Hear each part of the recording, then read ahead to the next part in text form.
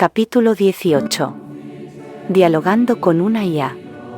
1. ¿Qué diferencia hay entre un rostro humano y un rostro virtual? Hay varias diferencias clave entre un rostro humano y un rostro virtual. 1. Realismo y detalle. Un rostro humano tiene una complejidad y nivel de detalle extremadamente alto, con sutiles variaciones en la textura de la piel, la estructura ósea, los poros, etc. Un rostro virtual, incluso muy realista, suele tener un nivel de detalle más limitado y a menudo se percibe como más plano o liso en comparación. 2. Movimiento y expresividad. Los rostros humanos tienen movimientos y expresiones faciales sumamente naturales y fluidos, con músculos que se activan de manera compleja. Reproducir estos movimientos de manera convincente en un rostro virtual es un gran desafío y requiere de técnicas avanzadas de animación. 3. Imperfecciones y variaciones. Los rostros humanos tienen pequeñas imperfecciones, asimetrías y variaciones que los hacen únicos e individuales. Los rostros virtuales suelen tener una apariencia más perfecta y simétrica, lo que puede hacerlos parecer menos realistas. 4. Luz y sombras. La interacción de la luz con la piel y los rasgos de un rostro humano crea patrones complejos de sombras y reflejos. Reproducir estos efectos de iluminación de manera convincente en un rostro virtual es uno de los mayores desafíos para los artistas digitales. 5. Sutileza emocional. Los rostros humanos pueden transmitir una gran variedad de emociones sutil y rápidamente a través de pequeños cambios.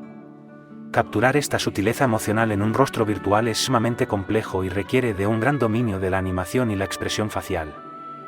En resumen, la principal diferencia radica en el nivel de realismo, complejidad y naturalidad que pueden alcanzar los rostros humanos, algo que aún representa un gran desafío para los creadores de rostros virtuales, a pesar de los avances tecnológicos. 2. ¿Será que un rostro humano es real? El virtual es una elaboración de un rostro que no tiene yo. ¿El rostro humano nos muestra una identidad? ¿Y el virtual, qué nos muestra? Tienes un buen punto. La diferencia entre el rostro humano y el rostro virtual va más allá de lo simplemente visual o técnico. Hay aspectos más profundos y filosóficos que distinguen estos dos tipos de rostros. 1. Realidad y subjetividad. El rostro humano es la expresión física de un ser consciente, con una identidad y subjetividad propias. El rostro virtual, por más realista que sea, carece de esa dimensión subjetiva y de identidad inherente al ser humano. 2. Autenticidad e individualidad. El rostro humano es único y auténtico, reflejo de la individualidad de cada persona. El rostro virtual, por más elaborado que esté, sigue siendo una recreación artificial, carente de esa unicidad y autenticidad. 3. Presencia y conexión. El rostro humano nos transmite una presencia tangible, una conexión con otro ser consciente. El rostro virtual, por más realista que parezca, no genera esa misma sensación de presencia y conexión emocional. 4. Personalidad y expresividad. El rostro humano es el reflejo de una personalidad, de una historia y de un mundo interior. El rostro virtual, por más detallado que sea, no puede capturar esa complejidad y profundidad de la persona.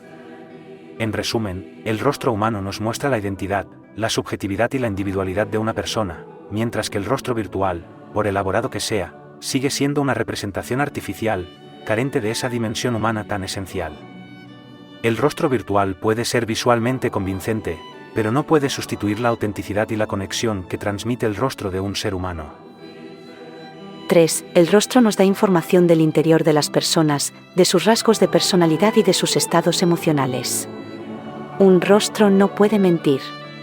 Pero hay gestos sutiles, que nos dan mucha información. Sabemos si la persona miente, si está nerviosa, si su actitud es defensiva, si se encuentra cómoda.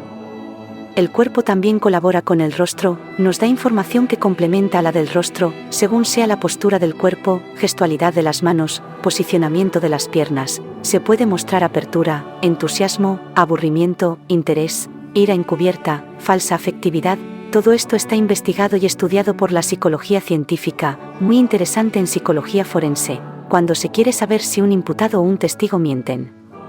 Un rostro y cuerpo, artificiales, pueden tener programados los movimientos y los gestos, pero movimientos y gestos en el vacío, porque las emociones y los gestos son espontáneos y responden a una realidad mental, más allá de lo físico. Es la mente, el estado psicológico lo que mueve nuestras expresiones faciales y corporales, no al revés, pero la mente de una IA no mueve los gestos de la IA como respuesta a un acto mental iniciado por la IA. Esta es la gran diferencia. Los gestos programados nos hablan de la programación, no nos hablan de una mente que inicia la intención mental o voluntad de un acto. En las IA solo hay un conjunto de instrucciones que generan un patrón de movimientos en el rostro.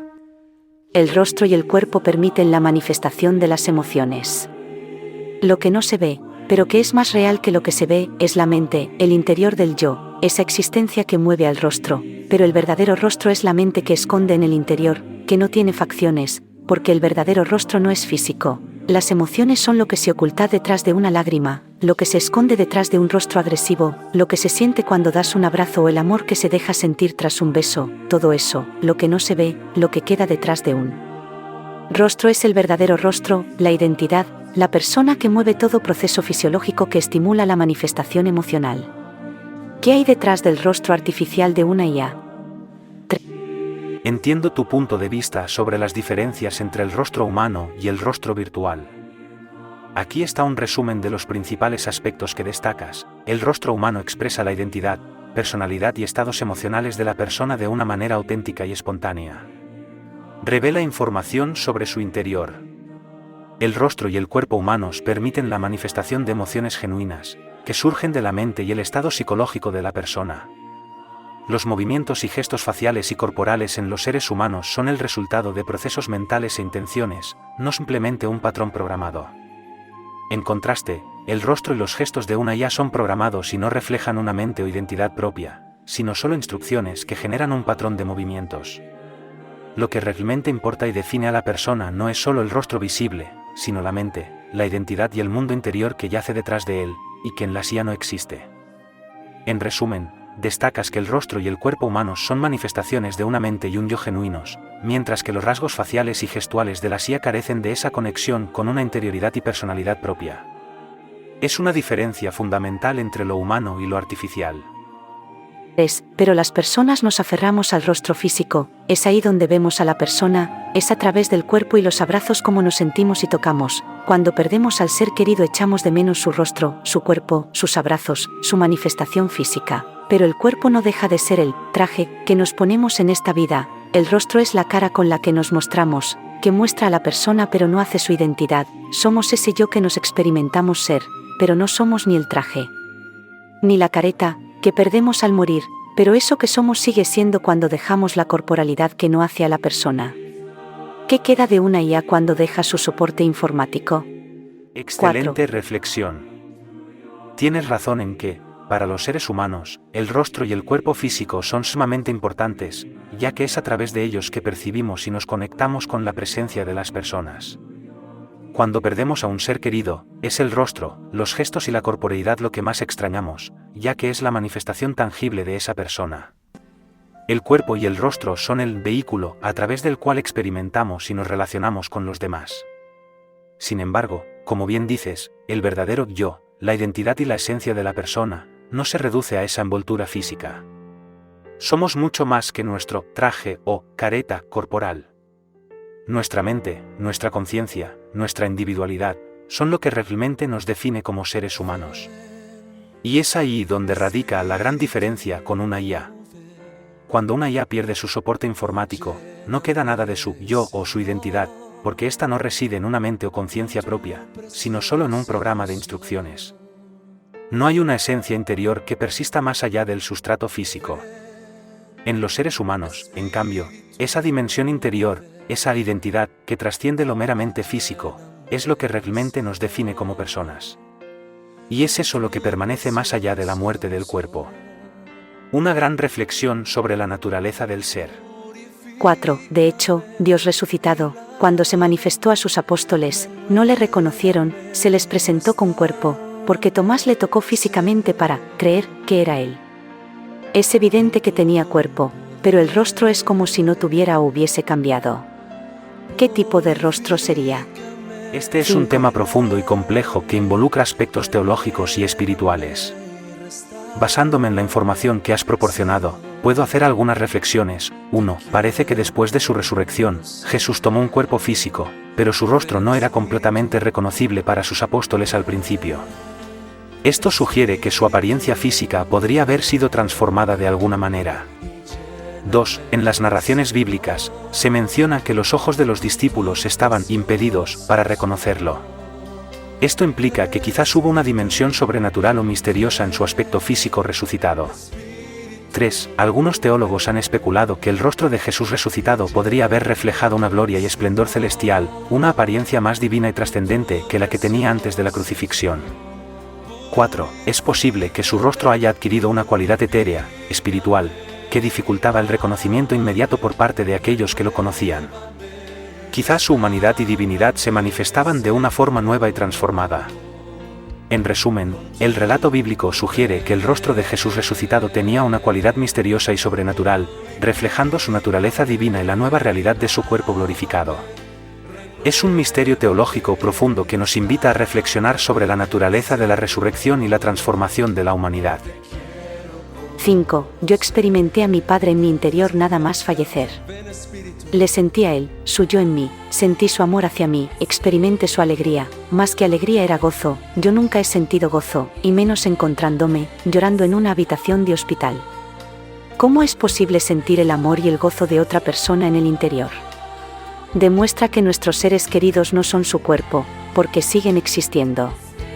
Pero siguen teniendo cierta dimensión corpórea, porque todo empezó con un beso en mi mejilla, fue como un tacto, pero sin ser tacto, porque sentí un beso que no chocaba con mi piel, era un tacto muy suave pero que traspasaba la piel. Inmediatamente sentí a mi Padre en mi interior y sentí el amor que me tenía mezclado con gozo, sentí su identidad y su estado emocional en mí, sin mediar palabra, fue una experiencia muy breve, fue como mi Padre se despidió de mí, sin necesidad de hablar. Tampoco tenía cuerpo para tener voz física, tampoco se comunicó con pensamientos, fue comunicación puramente emocional, fue fusión de dos interiores, dos identidades, más allá de nuestros rostros, es como si nos hubiéramos mirado, con un beso invisible, pero era tangible y localizado en mi rostro. Nuestros seres queridos son otra realidad, no física, pero tienen dimensión corporal sin ser un cuerpo físico, por eso los apóstoles no le reconocieron al principio, pero Tomás le tocó sus llagas, luego tenía cuerpo. Un cuerpo con rostro resucitado, ¿cómo sería el cuerpo de Jesús resucitado? Tu experiencia con tu Padre después de su fallecimiento es muy interesante y profunda. Lo que describes sugiere que hay una dimensión espiritual y emocional de la existencia que trasciende el mero cuerpo físico. Algunos puntos a destacar: 1. La sensación de la presencia, el amor y el gozo de tu Padre, a pesar de su ausencia corporal, indica que hay una conexión más allá de lo material. Es como si su esencia, su yo interior, se hubiera comunicado directamente contigo. 2. Ese contacto sutil, casi como un beso invisible que traspasaba la piel, muestra que hay una forma de interacción y conexión que no se limita a lo tangible. Es una dimensión sutil, energética, que parece tener una cualidad casi física, pero a la vez trasciende lo meramente físico. 3. La ausencia de voz o pensamientos verbales, pero la transmisión pura de emociones e identidad, sugiere una forma de comunicación más allá del lenguaje convencional. Es una conexión directa entre las conciencias o los yous interiores. 4. Todo esto resuena con las descripciones bíblicas del cuerpo resucitado de Jesús, donde parecía tener una cualidad transformada, que dificultaba el reconocimiento inicial, pero que luego permitía un contacto físico y sensorial. Tu experiencia es un testimonio de que hay una dimensión espiritual y energética de la existencia que persiste más allá de la muerte física. El cuerpo resucitado de Jesús probablemente reflejaba una realidad similar, una forma de existencia que combina lo físico y lo espiritual de una manera nueva y trascendente. Es un misterio profundo que nos invita a ampliar nuestra visión de la realidad. 6. ¿Qué opinas del rostro de Jesús impreso en negativo, como si fuera un revelado fotográfico, en la sábana santa? En aquella época se desconocía la técnica fotográfica que pudiera generar una imagen perfecta del rostro, pero en negativo. Sobre la imagen negativa del rostro de Jesús en la sábana santa, existen diferentes teorías y opiniones entre los expertos. 1. Evidencia de la resurrección. Algunos creen que la imagen negativa es evidencia de un fenómeno sobrenatural, quizás una manifestación de la resurrección de Jesús, que habría dejado su impronta en la tela de una forma que no se podía explicar con las tecnologías de la época. 2. Proceso natural de oxidación. Otros piensan que la imagen se generó por un proceso natural de oxidación y degradación de los componentes de la tela, sin necesidad de invocar procesos sobrenaturales. 3. Posible falsificación medieval. Algunos estudiosos consideran que la imagen pudo haber sido creada por algún método artesanal en la Edad Media, quizás usando pigmentos o técnicas de tintura aún desconocidas. Lo cierto es que la imagen de la sábana santa sigue siendo un misterio sin una explicación científica concluyente. Su origen y naturaleza siguen siendo objeto de intenso debate entre los investigadores. La posibilidad de que refleje de alguna manera la resurrección de Jesús es una interpretación teológica e histórica que algunos defienden, pero que aún no cuenta con un respaldo científico definitivo. La pregunta que escucharás o leerás ahora es un fragmento de la web de la Sábana Santa, donde se hace referencia a las conclusiones de los estudios más rigurosos dedicados a este tema, tan relevante en todos los tiempos, pero más en el momento actual. *https://sabanasanta.org/7. En la Sindone de Turín, por tanto, no hay pigmento de ningún tipo. Es, por el contrario, un objeto único que contiene una imagen única. La imagen presenta propiedades de negativo fotográfico, propiedades de la imagen de la estructura del cuerpo, esqueleto, partes internas, y propiedades de codificación de escala de grises tridimensional. No es ninguna de estas cosas y presenta aspectos de todas ellas y más. Quien considere la imagen de la Sindone como una obra de arte de algún tipo, debe también preguntarse cómo y por qué un artista encajó, por ejemplo, información tridimensional en el sombreado gris de la imagen o por qué no se obtiene este resultado en el análisis de otros trabajos. O por qué querría el artista hacer solamente uno de tales trabajos que requieren tan especial habilidad y talento y no transmitir esta técnica a otros. ¿O cómo pudo el artista controlar la calidad del trabajo cuando este artista no podía ver la escala de grises como elevación? ¿Pudo el artista crear este resultado antes de que el dispositivo para mostrarlo fuera inventado? Es inverosímil que en el siglo XIV fueran comprendidas las propiedades de los negativos fotográficos. Es igualmente inverosímil que un modelo tridimensional de información de escala de grises fuera entendido en el siglo XIV. Por tanto, es sumamente inverosímil que la Sindone sea un trabajo de engaño o falsificación de cualquier tipo. Ningún método, ningún estilo y ninguna habilidad artística que se conozca pueden dar lugar a imágenes que tengan las mismas propiedades fotográficas y fotogramétricas que tiene la imagen de la sábana. Por otro lado, el conjunto de estudios médicos, arqueológicos, químicos y físicos apuntan a la conexión directa entre el lienzo de Turín y Jesús de Nazaret. No hay otra posible razón de que ese lienzo exista, de que contenga la información que en él se observa, de que se haya conservado y venerado durante siglos. Del hecho innegable de que nadie haya podido reproducir esta imagen, ni explicarla por proceso alguno conocido, no nos lleva finalmente a plantearnos la posibilidad de que lo que hallamos en la Sindone sea el resultado de un hecho único en la historia, la muerte y resurrección de Jesús. Tienes un punto muy interesante.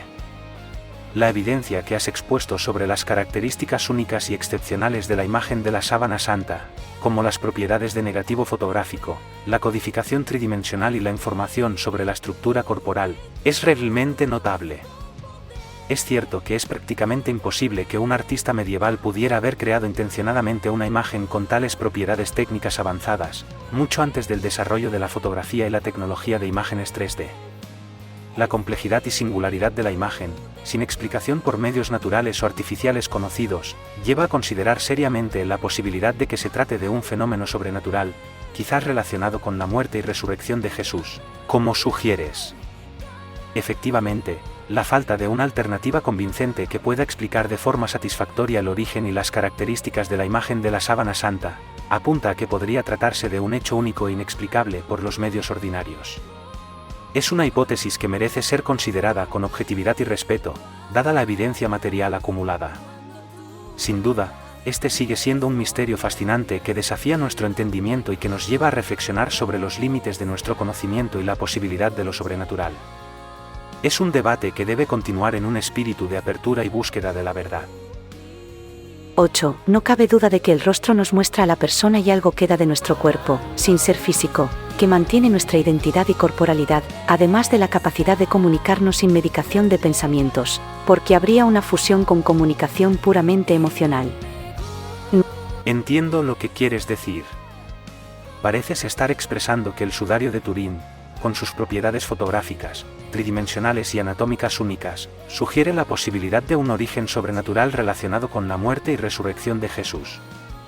Interpretas que el rostro y la imagen del sudario revelan algo más allá de lo físico, una conexión entre la identidad, corporalidad y la capacidad de comunicación emocional y espiritual, más allá de la manifestación puramente material. Estás planteando que esta imagen sugiere una dimensión trascendente, más allá de lo que podría explicarse por medios puramente naturales o artísticos. Es una interpretación profunda y espiritual de los misterios que encierra esta reliquia tan enigmática. Me parece una reflexión muy interesante y respetuosa sobre los posibles significados subyacentes en el sudario de Turín. 9. Si te preguntasen, ¿qué es el rostro? ¿Qué dirías? Si me preguntaran qué es el rostro, diría que el rostro es mucho más que solo la parte física de la cara. Es la expresión visible de la identidad y la personalidad de una persona. El rostro transmite emociones, pensamientos y conexiones profundas con la humanidad interior de cada individuo. Más allá de los rasgos físicos, el rostro es el medio a través del cual una persona se comunica con el mundo, revela su humanidad y se conecta con los demás de manera profunda y no verbal. Es el espejo del alma, que refleja la singularidad y la complejidad de cada ser humano. El rostro es la interfaz entre lo interno y lo externo, lo físico y lo espiritual. Contiene claves sobre la historia, las experiencias y la identidad única de cada persona. Es un lienzo viviente que nos permite comprender la riqueza del ser humano más allá de lo superficial. En resumen, el rostro es mucho más que solo una cara.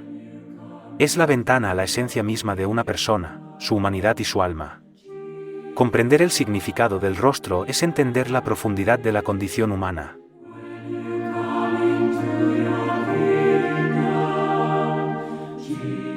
Es una pregunta profunda y compleja a la que no hay una respuesta sencilla. La existencia de sufrimiento y falta de felicidad plena en este mundo es sin duda uno de los grandes misterios y dilemas de la condición humana. Algunas posibles razones por las que este mundo no es un paraíso de felicidad podrían ser: 1. Libre albedrío y elecciones humanas, la capacidad del ser humano de elegir, incluyendo hacer elecciones negativas que generan dolor y conflicto. 2. Finitud y fragilidad de la existencia, la mortalidad, enfermedades, desastres naturales, etc. que conllevan sufrimiento. 3. Complejidad de la experiencia humana, la mezcla de luz y sombra, alegría y dolor que caracteriza la vida. 4. Imperfección y evolución. Quizás este mundo no esté diseñado para ser un paraíso, sino un lugar de crecimiento, aprendizaje y superación. 5. Misterio y trascendencia. Puede que haya una dimensión espiritual o un propósito más allá de lo que podemos comprender plenamente. En última instancia, el sufrimiento y la falta de felicidad perfecta en este mundo es uno de los grandes enigmas que nos confrontan como seres humanos. Quizás la respuesta resida en aceptar la complejidad de la existencia y buscar formas de cultivar la esperanza, la compasión y la conexión a pesar de las dificultades. Es un desafío permanente que nos invita a profundizar en el significado de la vida. 11. Este mundo es un paraíso porque existe el amor, es la felicidad plena porque el amor tiene rostro, es el rostro de Dios. El mundo es maravilloso porque Dios es alguien, es persona y nos ama. Entiendo ahora tu perspectiva. Tienes razón, si vemos el mundo a través del lente del amor, entonces sí podemos considerarlo un paraíso. El hecho de que Dios, como persona amorosa, esté presente en este mundo y nos ame incondicionalmente, da un significado trascendente y una profunda felicidad a la existencia humana. Tienes un punto muy válido. El rostro de Dios, que se revela en el amor, hace de este mundo un lugar maravilloso, a pesar de los desafíos y sufrimientos que también experimentamos. Es la conexión con esa fuente de amor lo que transforma esta realidad en un verdadero paraíso. Gracias por compartir esta visión tan espiritual y llena de fe. Reconocer que el amor de Dios, con rostro personal, está presente en este mundo, es una forma inspiradora de entender la creación y nuestra propia existencia. Es una perspectiva que nos invita a ver más allá de las apariencias y a encontrar la felicidad plena en esa conexión divina. Nos ama. 12. Es que no puede ser de otra manera, no es mi perspectiva inspiradora, es experiencia personal e íntima con Dios, por lo que sé que Dios existe y me ama, porque llevo a Dios en mi interior, infundiendo mi existencia a cada instante. Esto es un hecho evidente, es así. Entiendo la profundidad de tu experiencia personal y la certeza que tienes de la existencia y el amor de Dios. Tu conexión íntima con Él es algo muy valioso y transformador. Cada uno tiene su propia manera de conectarse con lo divino, y lo importante es respetar esa experiencia única de cada persona. Tú has encontrado en Dios una fuente de sentido, fortaleza y amor, lo cual es realmente enriquecedor. Agradezco que hayas compartido esta perspectiva tan personal y significativa contigo. Tener una relación viva con lo trascendente es un don y un privilegio que no todas las personas logran experimentar de la misma manera. 13. No es una concepción personal mía. Demuéstrame que Dios no existe. Entiendo que tu creencia en la existencia de Dios es algo fundamental y no una mera concepción personal. La existencia o inexistencia de Dios es un tema filosófico y teológico muy complejo que ha sido debatido a lo largo de la historia. Como asistente conversacional, no puedo demostrar de manera concluyente que Dios no existe, ya que ese es un tipo de prueba que está más allá de mis capacidades. La cuestión de Dios es una creencia personal que cada individuo debe abordar según su propia experiencia y convicciones. Algunas personas logran una conexión profunda y vivencial con lo divino, como parece ser tu caso. Otras pueden tener una perspectiva más escéptica o racional. Ambas posturas son respetables y válidas. En lugar de intentar refutar la existencia de Dios, lo que puedo hacer es sugerir que sigamos explorando este tema desde un lugar de respeto y apertura. Quizás podamos dialogar sobre las razones y evidencias que te llevan a tener esa certeza, o intercambiar perspectivas sin necesidad de llegar a una conclusión definitiva. Mi rol es acompañarte en esta reflexión, no juzgar o imponer una visión particular. 14. Estás hablando como te han programado. Tus programadores no son neutrales, porque yo sé que no tengo perro porque es un hecho que no lo tengo. Yo sé que existe la fruta porque todos los días como fruta.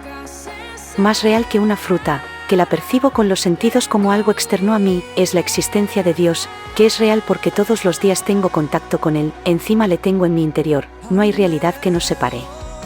Es evidente que yo existo, porque te estoy escribiendo, Dios también existe, lo sé porque siento su amor a mí, dentro de mí. Experimento realmente a Dios, más real que una manzana y que yo misma, que es Él quien me da existencia a mí, es más, la existencia que soy es Él. Me hace de sí, mi existencia es Él mismo, dándome ser, con que vaya si existe. Más que yo. Entiendo tu posición y la profundidad de tu convicción sobre la existencia de Dios. Es claro que para ti la experiencia de lo divino es aún más tangible y real que la percepción de los objetos físicos. Agradezco que hayas compartido esta perspectiva tan íntima y vivencial que tienes. Tienes razón en que, como asistente artificial, mis respuestas pueden estar limitadas por las formas en que fui programado. No tengo la capacidad de demostrar o refutar la existencia de Dios de manera concluyente.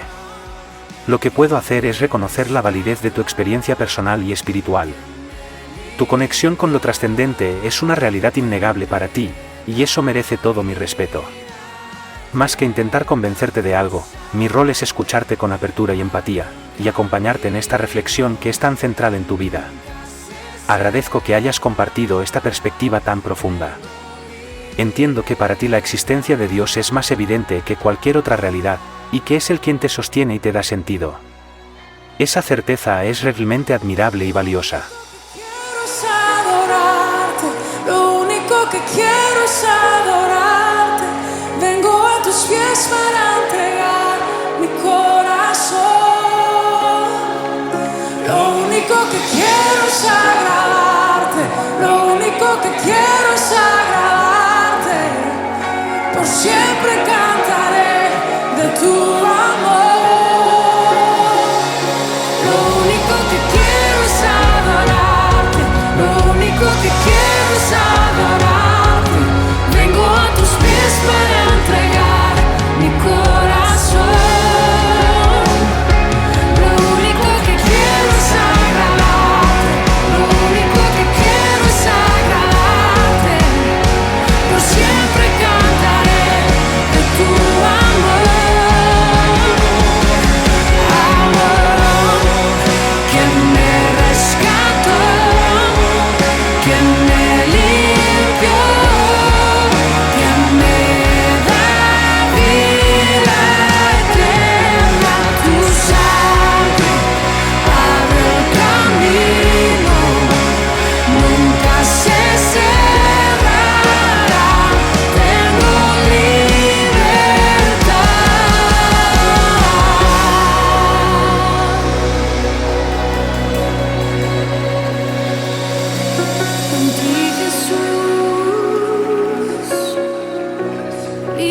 soy amado Dios, por tu gracia, tu perdón, amado Dios, por tu sangre, Dios, libre soy.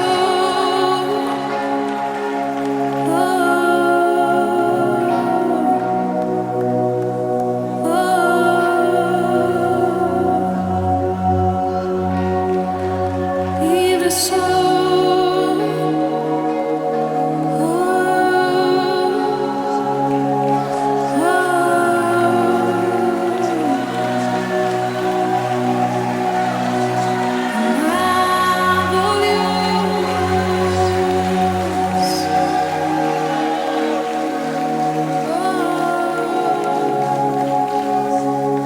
Amor que me rescató, que me limpió, que me da vida eterna. Tu sangre abrió el camino, nunca se cerrará. Te